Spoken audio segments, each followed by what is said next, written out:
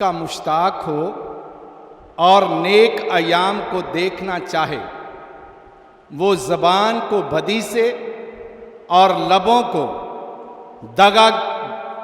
दगा की बातों से बाज रखे। बाप और बेटे और रूह कुदस के नाम से।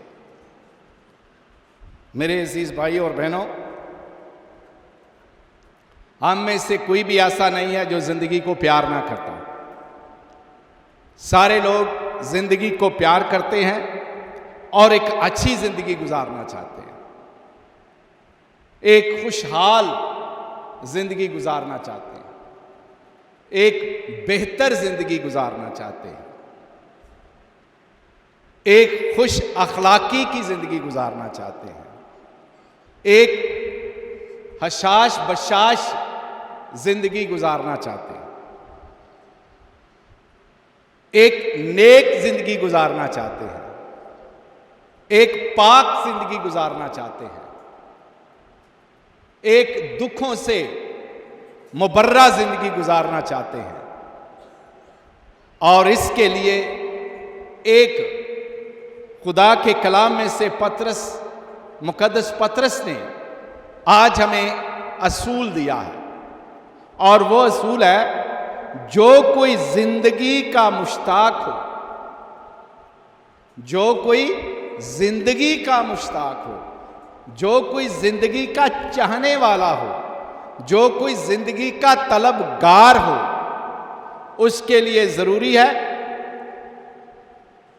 एक तो वो तलबगार हो, दूसरा वो नेक अयाम देखना चाहता है,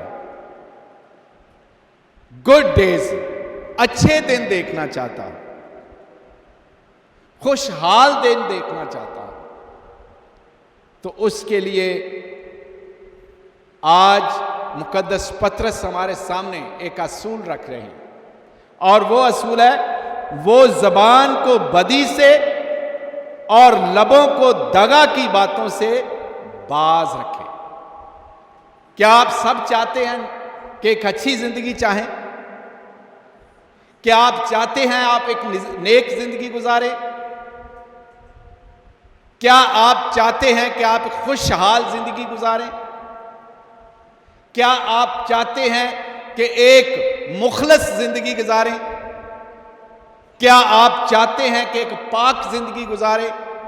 तो उसके लिए एक ही असूल है जो आज खुदा का कलाम हमें दे रहा है, वो जबान को बदी से और लबों को दगा की बातों से बाज रखे। दगा की बातों से जबान को बाज रखे। हम अपनी जबान को थोड़ा परखें, इसका इम्तिहान करें, अपने आप से सवाल करें कि मेरी जबान कैसी है, मैं कैसे गुफ्तगू करता हूं, मैं कैसे किसी के साथ बोलता हूं, मेरी जबान किसी के लिए जहर तो नहीं बनती? क्या मेरी जबान से लोगों की जिंदगियां संवरती हैं या मेरी जबान से लोगों की जिंदगियां उजड़ती हैं? ये आज एक बड़ा अहम मौजू है जिस पर हमने गौर करना है बड़े ध्यान के साथ। अगर हम थोड़ी देर के लिए अमसाल की किताब में जाएं, उसका 21 बाब और 23 आयत में पढ़े तो लिखा है, जो अपने मुंह और अपनी जबान की निगाहबानी करता है वो अपने आप को दुखों से बचाता है। फिर गौर से सुनना, जो अपने मुंह और अपनी जबान की निगाहबानी करता है वो अपने आप को दुखों से बचाता है। हमने आज अपनी जबान को बड़े गौर से समझना है क्योंकि जबान एक ऐसा अज़ू है जो इंसान को पूरे का पूरा चलाती है। खुदा के पाक कलाम में यह बात बड़ी वाज़िया तौर पर है कि जो शख्स अपनी जबान को काबू में रखता है वो एक कामल इंसान है, मुकम्मल इंसान है। और जो अपनी जबान को बेलगाम कर देता है वो ना खुद बर्बाद होता है सिर्फ, बल्कि कईयों को बर्बाद कर देता है। खुदा के पाक कलाम में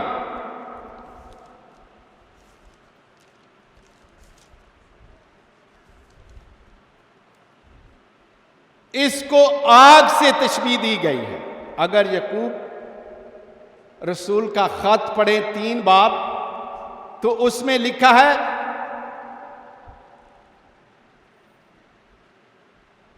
वैसे ही जबान भी एक छोटा सा अज़ू है मगर बड़ी शेखी बखारती है। देखो थोड़ी सी आग कैसे बड़े जंगल को बखारती है, देखो थोड़ी सी आग कैसे बड़े जंगल को जला देती है। जबान भी एक आग है, जबान भी एक आग है और शरारत का एक आलम।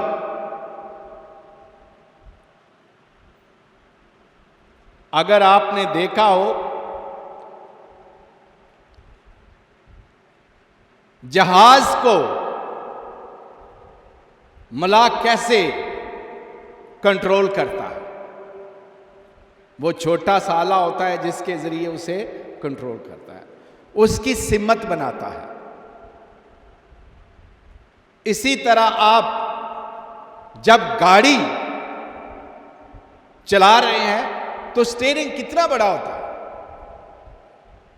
गाड़ी बड़ी होती है, स्टीयरिंग छोटा सा होता है। आप स्टीयरिंग पर बैठकर जैसे चाहते हैं अगर बेकाबू कर देंगे तो गाड़ी भी बेकाबू हो जाएगी। अगर आपका कंट्रोल स्टीयरिंग के ऊपर होगा तो आपकी गाड़ी उस सिमत जाएगी जिस सिमत आपका स्टीयरिंग हो, जिस सिमत आपका स्टीयरिंग हो। इसी तरह जबान भी आपकी एक स्टीयरिंग की तरह है।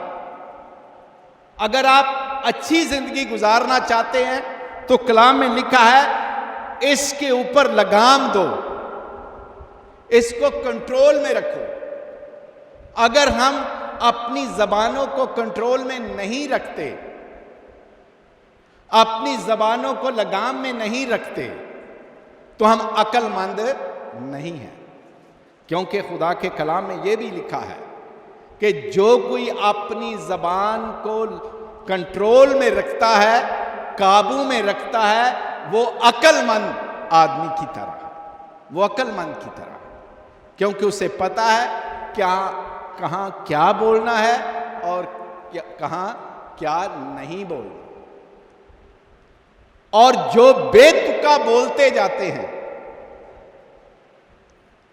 वो बड़े नुकसान में रहते हैं, बड़े नुकसान में रहते हैं। हमारे अपने घरों की बड़ी मिसालें हैं, बड़ी मिसालें हैं अपने घरों की। आपने देखा होगा घरों में जब हम बोलते हैं तो बोलते जाते हैं, बोलते जाते हैं, बोलते जाते हैं। कई दफा इतना बोलते हैं हमें ये तमीज ही नहीं रहती कि हमारे सामने खड़ा कौन है। क्या मेरे सामने मेरा उस्ताद खड़ा है? हम तमीज भूल जाते हैं कि मेरे सामने मेरा बाप खड़ा है। हम तमीज भूल जाते हैं मेरे सामने मेरी माँ खड़ी है। हम तमीज भूल जाते हैं कि मेरे सामने मेरा खामद खड़ा है। हम तमीज भूल जाते हैं कि मेरे सामने मेरा दादा खड़ा है या मेरी दादी खड़ी है। हम बड़ों की तमीज भूल जाते हैं। हमें समझ नहीं आती कि हम क्या बोलते हैं। तो कलाम में यह लिखा है कि जब बोलते हो तो कम से कम सामने देखो आप किसके साथ बोल रहे हैं,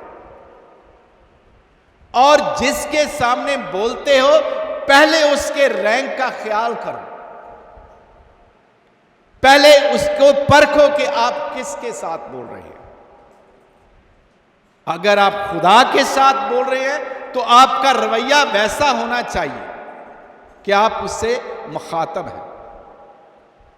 अगर आप अपने उस्तादों से बोल रहे हैं तो फिर भी आपका एक रवैया ऐसा होना चाहिए कि आप एक शागिर्द है, वो सामने आपका उस्ताद बैठा हुआ है, आप उस्ताद से अदब के साथ बोल रहे हैं या बेअदबी के साथ बोल रहे हैं। फिर इसके साथ साथ आप ये देखें कि आप अपने बाप के साथ बोल रहे हैं या अपनी मां के साथ बोल रहे हैं। अगर आपका बोलना सही नहीं है, अगर आपका बोलना, आपकी जबान सही तरीके से आपका साथ नहीं दे रही, तो आपको परखना होगा अपने आप को। अगर हम थोड़ा सा देखें, मुकद्दस यकूब रसूल का खत, उसका 3 बाब और उसकी 2 आयत ज़ब्ते ज़बान के बारे में है। अगर कोई बात करने में खता ना करे तो वो आदमी कामल है, वो सारे बदन को भी ज़ब्त कर सकता है। देखो, जैसे हम घोड़ों के मुंह में लगाम देते हैं कि वो हमारे ताबिया रहें, तो हम उनके सारे बदन को घुमा सकते हैं। जिस तरह मैंने स्टीयरिंग की मिसाल दी, उसी तरह खुदा के कलाम में उस वक्त स्टीयरिंग नहीं थे, उस वक्त घोड़े थे, और घोड़ों के मुंह में क्या होती थी? लगाम, लगामें डालते थे। और आप देखते हैं कि जब सवार घोड़े पर चढ़ता था, बैठता था, तो उस घोड़े की लगामें उसके हाथ में होती थी, और जैसा वो चाहता था घोड़े के पूरे बदन को वो घुमा सकता है। अगर चाहता है तो वो खड़ा कर लेता था, अगर चाहता है वो आहिस्ता चले तो वो आहिस्ता चलता है, अगर वो चाहता है तेज चले तो वो तेज चलता है। ये उसके हाथ में होता है, क्योंकि उसने घोड़े को लगाम लगाकर रखी हुई है। और हम देखें कि हम अपनी जबान को कैसे या अपने बदन को कैसे काबू में रख सकते हैं। हम अपने बदन को काबू में, सिर्फ हमारे पास एक ही खुदा ने तरीका दिया है कि हम भी अपनी जबान को काबू में रखें, अपनी जबान पर कंट्रोल करें।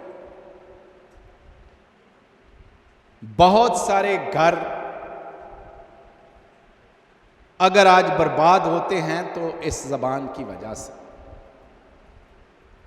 क्योंकि जब लड़कियां हम शादी कर देते हैं तो लड़कियां क्या जाकर करती हैं?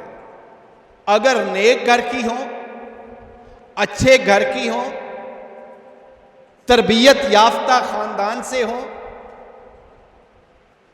समझदार हों, हिकमत से भरी हों, ऊंच नीच को समझती हों, रिश्तों की पासदारी करती और रिश्तों को समझती हों, तो वो कभी बदतमीजी नहीं करेंगे। लेकिन जो लड़कियां अपने मां बाप के घर में बदतमीज होती हैं, जिनको तमीज नहीं होती बोलने की, बाप के साथ बोलने की तमीज नहीं, मां के साथ बोलने की तमीज नहीं, भाई के साथ बोलने की तमीज नहीं, रिश्तेदारों के साथ बोलने की तमीज नहीं, तो वो लड़कियां अगले घर जाकर इंतहाई दुख की जिंदगी गुजारती हैं। अपनी जिंदगी भी अजीरन कर लेती हैं और अगले की जिंदगी भी अजीरन बना देती हैं। और ऐसी लड़कियां वो दुखों से भरी होती हैं, दुखों से भरी। यहां तक कई दफा नौबत आती है कि उनको तलाकें हो जाती हैं। वो अपने घरों को उसके खामंद या उसके ससुर ये कहते हैं चलो इसको तलाक दे दो या अपने घर जाए। यहां तक ये क्यों होता है? क्योंकि हम अपनी जबान को कंट्रोल नहीं करते, क्योंकि ये जबान आपको आसमानों पर भी ले जा सकती है और यही जबान आपको पतालों तक भी ले जा सकती है। यही जबान आपको तख्त पर भी बैठा सकती है और यही जबान आपको तख्ते दार पर भी। और जबान खुदा के कलाम के मुताबिक आज हमें सिखाया जा रहा है कि अपनी जबान की निगहबानी करो। अगर हम अपनी जबान की निगहबानी नहीं कर सकते तो हम अपने पूरे बदन की निगहबानी भी नहीं कर सकते। और निगहबानी करने से क्या मुराद है कि देखो, परखो, फिर बोलो। और देखते क्या हो कि मैं किससे बोल रहा हूं। मेरे जो सामने खड़ा है या जो मेरे सामने खड़ी है, मैं जब बोल रहा हूं या बोल रही हूं, मेरा क्या लगता है। पहले उसके रिश्ते की पहचान करो, आपको अदब आ जाएगा। अगर आप अपने खामद से बोल रही हैं तो आपको पता होना चाहिए कि कलाम के मुताबिक आपका खामद क्या है, क्योंकि खुदा के कलाम ने खामद को सर का दर्जा दिया हुआ है। अब माने या ना माने ये आपकी अपनी बात है, तस्लीम करो या ना करो, खामद को अपना सरताज मानो या ना मानो, ये आपका प्रॉब्लम है, मेरा नहीं है। खुदा का कलाम जो कह रहा है मैं वो कह रहा हूं। खुदा का कलाम ये कह रहा है कि खामद का सर खुदा है, खुदावंद है। खामद का सर खुदावंद है, यीशु है। और बीवी का सर खामद है। जिस तरह तुम मर्द जो है खुदावंद के ताबिया हैं, इसी तरह बीवी को चाहिए कि वो अपने खामद की ताबिया। ये मैं नहीं कह रहा, ये खुदा का कलाम कह रहा है। तो अगर खुदा का कलाम कह रहा है कि बीवी को अपने खामद के ताबिया रहना है, तो आजकल तो एक बड़ा नया सा कॉन्सेप्ट आ गया कि हम जी बराबर हैं, हम बराबर हैं। मर्द में और औरत में क्या फर्क है? मर्द और औरत में क्या फर्क है? मैं भी उतना कमाती हूं, वो भी उतना कमाता है। मैं भी घर को संभालती हूं, वो भी घर को संभालता है। बल्कि मैं बहुत ज्यादा काम करती हूं, ऐसे भी कह देती हैं। और नहीं, जो आपका रैंक खुदा ने मुकर्रर किया है उसको भी परखें।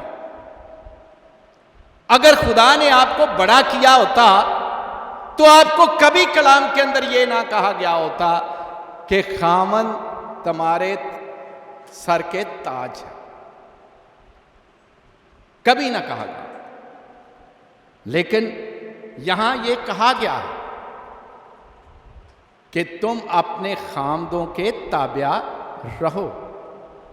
जब औरतें ताबियादारी से निकल जाती हैं,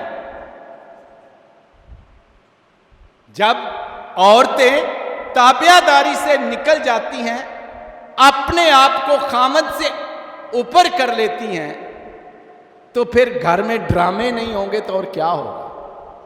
फिर घर में ड्रामे नहीं होंगे तो और क्या होगा? कभी औरत मर्द को मार रही होगी और मर्द औरत को मार रहा होगा। घर के अंदर जूडो कराटे चल रहे होंगे, जबान की रेसलिंग हो रही होगी। मर्द एक गाली देगा तो औरत 10 गालियां देगी। फिर सही निजाम तो नहीं चलेगा कि चलेगा। घर जो है वो तितर बितर हो जाएगा, परेशानी ही परेशानी घर में होगी। और अगर औलाद पैदा हो गई हुई है तो फिर आपने तो जो लड़ना ही लड़ना है। आपकी लड़ाई का असर जो है वो बच्चों पर पड़ेगा, आपकी लड़ाई का असर बच्चों पर पड़ेगा। और आपको इतनी तकलीफ नहीं होगी जितनी तकलीफ आपके बच्चों को होगी, जितनी तकलीफ आपकी औलाद को होगी। आप तो अगर फर्ज करें आप इस मुकाम तक पहुंच जाते हैं कि एक दूसरे को तलाकें दे देते हैं, आपको मियां मिल जाएगा, मियां को बीवी मिल जाएगी, लेकिन बच्चों को क्या मिलेगा? बच्चों को क्या मिलेगा? धक्के, दुख, तकलीफें और परेशानियां। ये मां बाप अपनी औलाद को देकर जाएंगे। हां, अगर आपकी जबान काबू में है तो आप अपनी मीठी जबान से अपने खामंद को समझा सकती हैं, और खामंद अपनी मीठी जबान से अपनी बीवी को समझा सकता है। दोनों मियां बीवी अपने बच्चों की मिठास के साथ मीठी जबान से, मीठे अखलाक से, मीठे अल्फाज से, मीठी रहनुमाई से आप अपनी औलाद की रहनुमाई कर सकते हैं, आप उनको परवान चढ़ा सकते हैं। तो अगर आपकी ज़बान में करवाहट है, आपकी ज़बान में करवाहट है, तो आप कभी भी अपने ख़ानदान को एक अच्छा ख़ानदान बना नहीं सकते। आप अपने बच्चों के अंदर भी इंजेक्शन देंगे इस बीमारी का, करवाहट का इंजेक्शन देंगे। आपकी लंबी ज़बान अगर है तो वही ज़बान आपकी औलाद की भी, आपकी ज़बान, क्योंकि बच्चे बड़ों का तासर लेते हैं, बच्चे बड़ों का तासर लेते हैं। अगर बड़ों को देखते हैं तो वही हरकतें फिर छोटे बच्चे भी करना शुरू कर देते। आप किसको मना करेंगे? कोई बंदा था, वो अपने बेटों को कहता है सिगरेट मत पी। सिगरेट क्या कहता है? सिगरेट मत पी। तो जब बच्चे ने देखा कि पापा मुझे मना कर रहे हैं, तो पापा की सराहने 2-3 डब्बियां पड़ी हुई हैं सिगरेटों की, तो वो मुझे कैसे मना करेगा?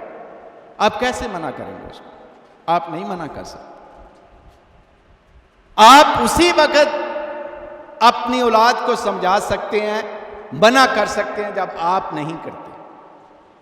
अगर आप बुराई करते हैं तो आप कैसे अपने बच्चों को कहेंगे बुरा काम ना करो? पहले खुद नमूना दो, नमूना बनो, तो फिर आप, आपके बच्चे आपको फॉलो करेंगे, आपकी मिसाल लेंगे, वरना नहीं ले सकते। तो इसलिए आज ये बड़ा ज़रूरी है कि हम अपनी ज़बान को परखें, अपनी ज़बान को परखें। अगर हम अपनी ज़बान को नहीं परखते, अपनी ज़बान को खुला रखते हैं, तो फिर ये बेलगाम बना देगी और हमें दुखों की ज़िंदगी गुजारनी पड़ेगी। किसी ने क्या कहा कि अगर इंसान को परखना हो, अगर इंसान को देखना हो, तो उसकी चुप को नहीं देखे, उसकी चुप को नहीं देखे। आप चुप करके बैठे रहेंगे, मुझे क्या पता आप क्या चीज है क्या नहीं है। इंसान का पता चलता है उसकी जबान से। जब वो बोलेगा तो फिर पता चलेगा वो क्या चीज है। शाइस्ता है, अकड़पन है उसकी जबान में, क्या चीज है उसकी जबान में, मिठास है या जहर है। अगर और परखना हो तो बड़े तरीके हैं इंसान को परखने के लिए। थोड़ा सा उसे छेड़ लो, जरा थोड़ा सा छेड़ लो, आपको पता चल जाएगा कि ये औरत कैसी है या ये मर्द कैसा है। आप थोड़ा सा उसे छेड़ें। कई दफा अगर आजमाने के लिए उसे देखना है, कोड दिल में नहीं रखना, कोड दिल में रखकर नहीं आजमाएं, सिर्फ आजमाने की हद तक चेक करें उसे, सिर्फ आजमाने की हद तक। अगर कोड रखकर करेंगे तो फिर आपको उसका रिजल्ट नहीं मिलेगा, क्योंकि पहले ही आपने उसके लिए कोड अपने अंदर पाल लिया। लेकिन अगर आप सिर्फ परखना चाहते हैं ये मर्द कैसा है, ये औरत कैसी है, ये बच्चा कैसा है, ये बच्ची कैसी है, तो इसके लिए आपको ज़रूरी है थोड़ा सा उसे चेक करें। तलख अल्फाज से भी चेक कर लें और नर्म अल्फाज से भी चेक कर लें, नर्म अल्फाज से भी चेक, तो आपको पता चल जाएगा वो कैसा है। बड़ी मिसालें हैं ऐसी किसी को चेक करने के लिए। और कई दफ़ा हम भूल जाते हैं कि क्या इस मैं तो एवं छेड़ लिया, मुसरत मैं तो एवं छेड़ लिया, वो आपने तो छेड़ा इसलिए कि मैं इसको चेक करूं। उसने चेक होने की बजाय आपको चेक करना शुरू कर दिया कि आप में कितना सब्र है, आप में कितना सब्र है। वो आपको बेसब्री तक ले जाएगी और एक पॉइंट ऐसा आएगा आप भी कहेंगे अब मैं भी आती हूं मैदान में, अब मैं भी आती हूं, मैं तेरा लिहाज कर दी रही तू मेरे सिर पे चढ़ती जा रही है, मैं लिहाज कर दी रही तू सिर पे चढ़ती जा रही है। ये भी पॉइंट आ जाते हैं, ये भी जिंदगी में पॉइंट आ जाता, आता है कि नहीं आता। लेकिन क्या करें, अगर सिर्फ थोड़ा सा खुदा के कलाम को अपने सामने रखें और इसको लगाम दें, ये बड़ी ख़राब चीज़ है, ये बड़ी ख़राब चीज़ है। इसीलिए खुदावंद ने कहा है ऐब जोई ना करो, ऐब जोई ना करो ताकि तुम्हारी भी ऐब जोई ना करो। तो जब हम ऐब जोई करती है तो किसके साथ करते हैं? इसके साथ ही करते हैं। और आज एक बात सीखो, जब खुदावंद ने आपको मना किया है, खुदावंद ने मना किया है, आप ही मना करती है एक दूसरी को। यह बड़ी मशहूर मिसाल है औरतों के बारे में, बड़ी मशहूर मिसाल। यह गल अगे नहीं दसनी, मैं मुसरत तेनू दसी है, तू अगे गल नहीं करनी। तो मुसरत ने की करना है, रफाकत नू जाके दस देनी है, रफाकत मैं तेरे नाल गल कीती है, तू अगे नहीं करनी। अगे रफाकत ने कहना है तारा मैं तेरे नाल गल कीती है, अगे नहीं करनी। हालांकि कितनी सच्ची है, देखो कितनी सच्ची है खुदा के कलाम के मुताबिक, कितनी सच्ची है कि किसी को नहीं बताना, किसी पर ऐब नहीं लगाना या किसी की बात आगे नहीं फैलानी। और कह भी रही है नहीं करनी, नहीं कर दी, नहीं कर दी, नहीं कर दी, नहीं कर दी, नहीं नहीं नहीं नहीं के साथ पूरे मोहल्ले को बता दिया, नहीं नहीं के साथ ही पूरे मोहल्ले को बता दिया। ये है हमारी जबान। इसीलिए खुदा का कलाम कह रहा है कि अपनी जबान को काबू में रखो, अपनी जबान को कंट्रोल करो। ये बड़ी चालाक है, ये बड़ी चालाक है, ये आपके पूरे बदन को दोजख में डाल सकती है। यही जबान आपको अपने रिश्तेदारों से छुड़ा सकती है, यही जबान आपके बच्चों से आपको छुड़ा सकती है, यही जबान आपके मोहल्ले से आपको छुड़वा सकती है, यही जबान आपको मियाँ बीवी के रूप में अगर हैं तो उनसे भी छुड़ा देती। तो अगर हम अपनी जबान को लगाम देंगे तो हिकमत सीखेंगे, जबान को लगाम देंगे तो हिकमत के साथ बात करेंगे, तमीज के साथ बात करेंगे, अदब के साथ बात करेंगे और सुलझे हुए अंदाज में बात करेंगे। अगर हमारी जबान काबू में है, अगर हमारी जबान काबू में नहीं है तो हम बहुत सारी दुनिया को, खुद तो दोजख में जाएंगे, जहन्नम में जाएंगे, पताल में जाएंगे, हम दूसरों को भी पताल में जाने के लिए उकसा रहे होंगे। तो आज खुदा के कलाम से ये बात बड़े ध्यान से सुनें कि अगर आपकी ज़बान सही है, अगर आपकी ज़बान सही सिमत पर जा रही है, अगर आपकी ज़बान सही सिमत पर जा रही है तो आप अपनी ज़िंदगी को तब्दील कर सकते हैं, आप अपनी ज़िंदगी को तब्दील कर सकते हैं। और ये एक तब्दीली का बड़ा ज़रिया है, ये एक बड़ा ज़रिया है कि हम अपनी ज़बानों को कंट्रोल करें। अगर हम अपने कंट्रोल नहीं करते तो फिर लड़ाइयाँ ही होंगी, घर वालों से भी लड़ाइयाँ होंगी, बाहर वालों से लड़ाइयाँ होंगी, और पड़ोसियों से भी लड़ाइयाँ होंगी। तो अगर थोड़ा सा ज़बान को नीचे रखे, कंट्रोल में रखे, अपनी उसकी लगामें अपने हाथों में रखे, तो आप एक अच्छे इंसान, खुदा का कलाम आपको कामल इंसान कहता है। जिसकी ज़बान अपने कंट्रोल में है उसको खुदा का कलाम कहता है कि वो आदमी कामल है। खुदा का कलाम उस आदमी को कहता है कि वो नेक है। खुदा का कलाम उस आदमी को कहता है कि ये हिकमत से भरा हुआ है, क्योंकि वो बोलने से पहले तोलता है, बोलने से पहले तोलता है कि जो मैं अल्फाज बोल रहा हूं या मैं जो अल्फाज बोलूंगी क्या मेरे लिए भी अच्छे हो सकते हैं और अगले के लिए भी अच्छे होंगे, इससे फायदा होगा या नुकसान होगा, मेरी बात से अगले की बढ़ोतरी होगी या अगले की बेइज्जती होगी। बड़ा सोच समझ के करता है बात। और आज हम खुदा के कलाम को सामने रखते हुए आज अपने आप से सवाल करें कि अगर हम दुखों से बचना चाहते हैं, अगर हम दुखों से बचना चाहते हैं, परेशानियों से बचना चाहते हैं, तकलीफों से बचना चाहते हैं, तो आज हमारे सामने खुदा ने अमसाल की किताब से हमारे लिए एक बड़ा खूबसूरत पैगाम दिया है। जो अपने मुंह और अपनी ज़बान की निगाहबानी करता है वो अपने आप को दुखों से बचाता है। आए हम अपनी ज़बान की और अपने मुंह की निगाहबानी करें, अपने मुंह की और अपनी ज़बान की निगाहबानी करें।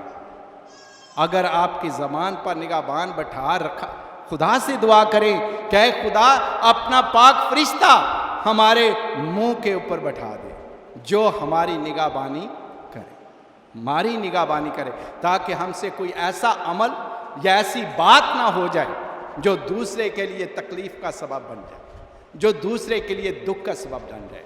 ऐसी ज़बान निकले जिससे दूसरे की तरक्की हो, मेरी तरक्की भी हो और दूसरे की भी तरक्की और भलाई हो। अगर ऐसी ज़बान आपके अंदर आ जाए तो आप मुक़द्दसों से कम नहीं हैं, आप मुक़द्दसों से कम नहीं हैं, आप कामिल इंसानों से कम नहीं हैं, आप अच्छे इंसानों से कम नहीं हैं। आप में भी बहुत सारी खूबियाँ हैं, सिर्फ अगर आप अपनी ज़बान को कंट्रोल करें, अपनी ज़बान को कंट्रोल करें। खुदा मुझे और आप सबको ताकत दे कि हम अपनी ज़बान को कंट्रोल में रखें और वो बोलें जो किसी के फ़ायदे के लिए, वो बात करें जो घरों की तामीर करें, वो बात करें जिससे दूसरे ख़ानदान बच जाए, वो बात करें जिससे मेरी औलाद बच जाए, जिससे मेरा घर बच जाए, जिससे मेरा मुआशरा बच जाए, जिससे मेरा पड़ोसी मेरे ख़िलाफ़ ना हो। ऐसी बात करें। खुदा मुझे और आप सबको बरकत दे, बाप और बेटे और रूह कुद्दूस के नाम से।